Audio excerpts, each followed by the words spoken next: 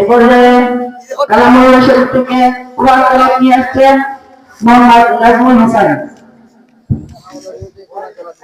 السلام عليكم ورحمة الله وبركاته. أعوذ بالله من الشيطان الرجيم. بسم الله الرحمن الرحيم.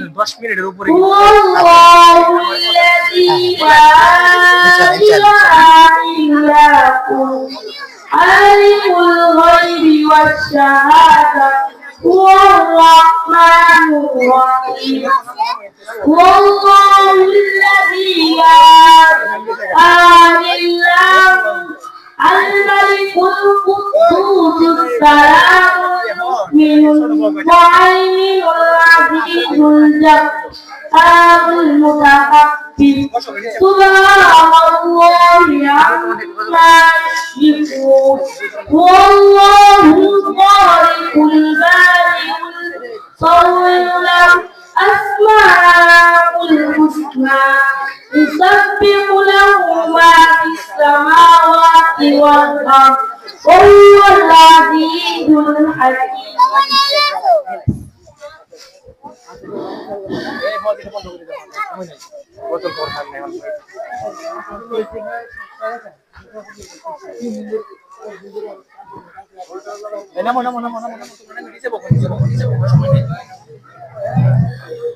الحمد لله أستعينه وأستغفره ونعوذ بالله من شرور أنفسنا من يهد الله فلا مضل له ومن يضلل فلا هادي له ونشهد أن لا إله إلا الله وحده لا شريك له وأشهد أن محمدا عبده ورسوله.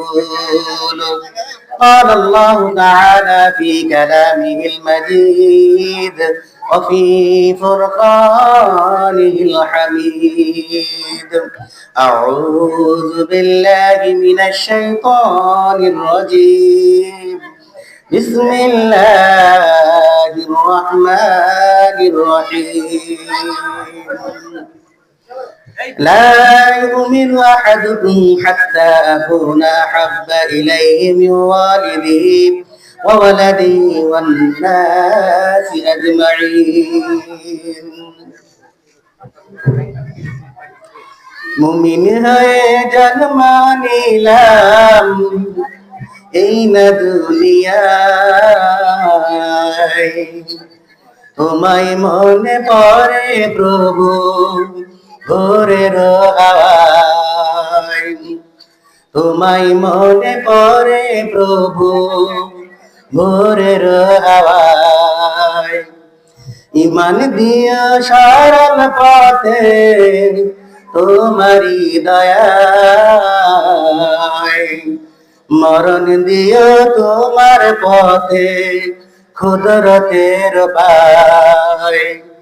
তোমায় মনে পড়ে প্রভু ভোরের হাওয়ায়। কত সুন্দর জান্নাত তুমি রেখেছ মওলায়, পাপের কাছে ক্ষমা তোমার কোটি গুণে হায়। তোমায় মনে পড়ে প্রভু ভোরের হাওয়ায়। মুমিন হয়ে জন্ম নিলাম এই না দুনিয়ায়, তোমায় মনে পড়ে প্রভু ভোরের হাওয়ায়। আসসালামু আলাইকুম ওয়া রাহমাতুল্লাহি ওয়া বারাকাতুহু। আপনারা সবাই ভালো আছেন? গত বছর এই সময়ে আপনাদের মাঝে আমি উপস্থিত ছিলাম এবং বউ শাশুড়ির যুদ্ধ নিয়ে বিসমিল্লাহ একটা আমল দিয়ে গেছিলাম, মনে আছে সবার?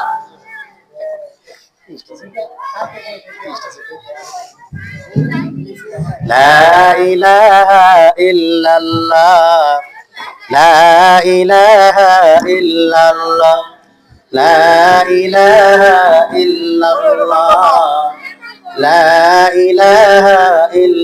ইল্লাল্লাহ পাখি গানে গানে আওয়াতানে তানে জান্নাতের ওই ঘরি তরে বেহেশতের হুর পরি সপে তারি ওলিরা ওই জপে নাম সাধনা লা ইলাহা ইল্লাল্লাহ লা ইলাহা ইল্লাল্লাহ জুরে লা ইলাহা ইল্লাল্লাহ লা ইলাহা ইল্লাল্লাহ মুহাম্মাদুর রাসূলুল্লাহ। এক মুরব্বী চাচারে আমি বললাম, চাচা সময় তো শেষ, জীবনে আর বাঁচবো কয়দিন, নামাজটা তো পড়তে হবে, কবে কখন কে মারা যায়, কে কখন মারা যাবে কেউ বলতে পারে কি? তা বলতেছে, চাচা চলেন নামাজে যাই, মসজিদে গিয়া নামাজটা পড়ে নি। চাচা আমারে কইতেছে কি, এই মোল্লার ঘরের মোল্লা, এই খেজুরের ঘরের খেজুর, হুজুরের ঘরের হুজুর, তোরা খালি নামাজ রোজা লইয়া আর কিছু তো ভাও পাস না। মোল্লার ঘরের মোল্লা, ওই কোরআনওয়ালার ঘরে কোরআনওয়ালা, হাদিসওয়ালার ঘরে হাদিসওয়ালা, আমার বকা বাধ্য করতেছে। তার রাগি মানুষ বেটা, এমনি নামাজ পড়ে না, যাও বুঝাইতে গেলাম।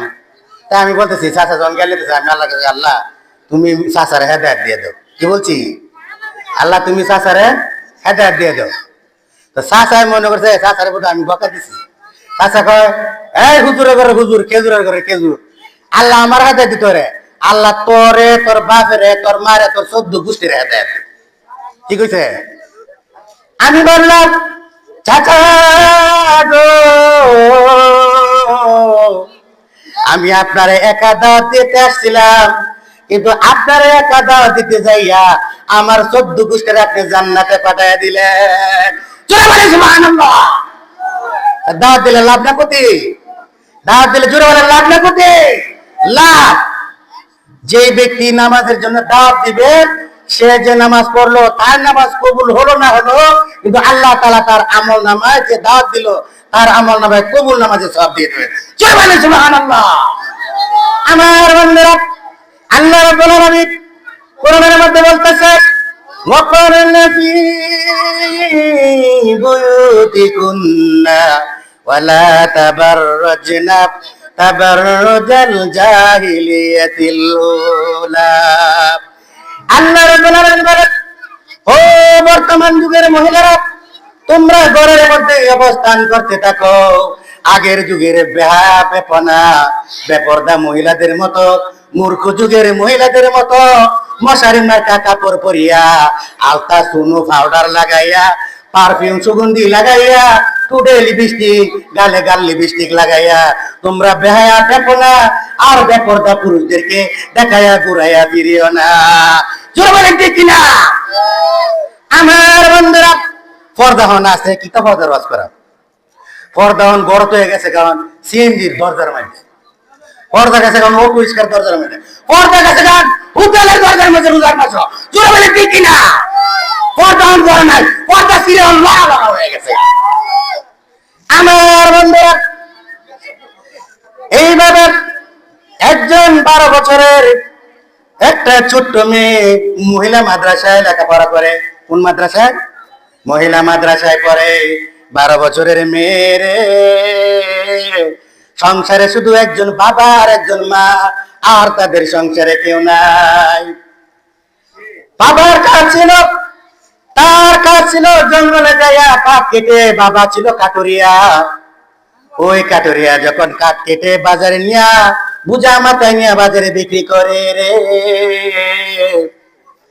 আর ওই বুঝা যখন লাকড়ি বাজারে নিয়ে বিক্রি করে 500, 600, 1000 টাকা হয়।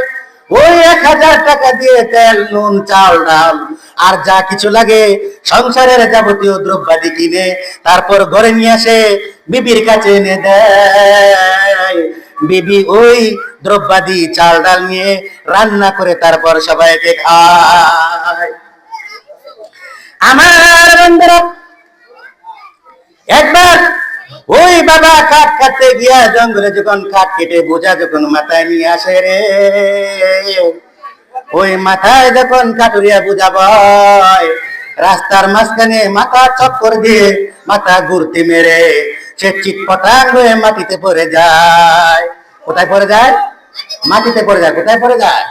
মাটিতে পড়ে যায়। মাটিতে যখন পড়ে গেল, মাটিতে পড়ে যাওয়ার সাথে সাথে প্রতিবেশীরা তাকে এসে ঘিরে ধরলো। কি হলো, কি হলো রে? সংসারে একটা ছেলে নাই, একটা বাতি যাও নাই, কে বাজার করে দিবে? সংসারে পুরো শুধু বাবা। ওই বাবা যখন বাজারে কাঠ নিয়ে যাবে বিক্রি করবে, বিক্রি করার পরে যখন বাজারে নিয়ে আসবে তখনই কিন্তু ঘরে রান্না হয়। আর মেয়েটা কি করে? 12 বছরের মেয়ে, মাদ্রাসায় পড়ে। কোথায় পড়ে? মহিলা মাদ্রাসায় পড়ে। ওই মেয়েটি যখন সে পড়তে লাগলো, যখন সে পড়তে লাগলো তখন দেখা গেল বাবা অসুস্থ হয়ে বিছানায় পড়ে গেল। বিছানায় যখন পড়ে গেল রে, এমন গরিবের গরিব, চিকিৎসা করার জন্য কিছু ঔষধ খাবে কিনে এই টাকাটাও পর্যন্ত তার ঘরে ছিল না, এত গরিব ছিল।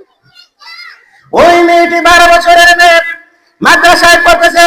পুরা 30 পারা কোরআন তার অন্তরের মধ্যে, সিনার মধ্যে ঢোকানো। কোরআনের আলেমা হয়ে গেল, কোরআনের হাফেজা হয়ে গেল। মাদ্রাসায় সঠিকভাবে ক্লাস করা শুরু করে দিল। ক্লাস যখন করতে লাগলো, বাবা যখন বিছানায় শুয়ে গেল, এবার কে বাজার করবে? ঘরে 3 দিন ধরে ঘরে চুলায় আগুন ধরে না, বাবাও যেতে পারে না, বাজারও আসে না, রান্নাও হয় না। মেয়েটি তখন বলল, মা গো, বাবা যখন নাই, আমার ছোট কোনো ভাই নাই, বোন নাই, কে বাজার করে দিবে গো মা? বাধ্য হয়ে পর্দার ভিতরে থেকে আমাকে বাজারে যেতে হবে। মেয়েটা বলতেছে, মা আমার ভিতরে 30 পারা কোরআন আমার অন্তরে, তুমি দোয়া করে আমাকে এই লাউয়ের বুড়ি থেকে 5-6টা লাউ আমার মাথায় টুকরির মধ্যে দাও, বাজারে লাউগুলি নিয়ে আমি বিক্রি করতে যাব। মা বলতেছে, রে মা রে, কিভাবে তাকে অনুমতি দেব? নিজেও পর্দায় থাকি, তোকেও পর্দায় রাখি। আচ্ছা ঠিক আছে, আচ্ছা ভাই, সময়ের খুবই অভাব, তো আমি ছাড়ি দিলাম। আল্লাহ যদি বাঁচায় কখনো সময় হয় ইনশাল্লাহ ডাক দিবেন, আসবো, এসে আপনাদের সামনে কথা বলবো। মা আলাইনিল্লাহ। আসসালামু আলাইকুম ওয়া রাহমাতুল্লাহ।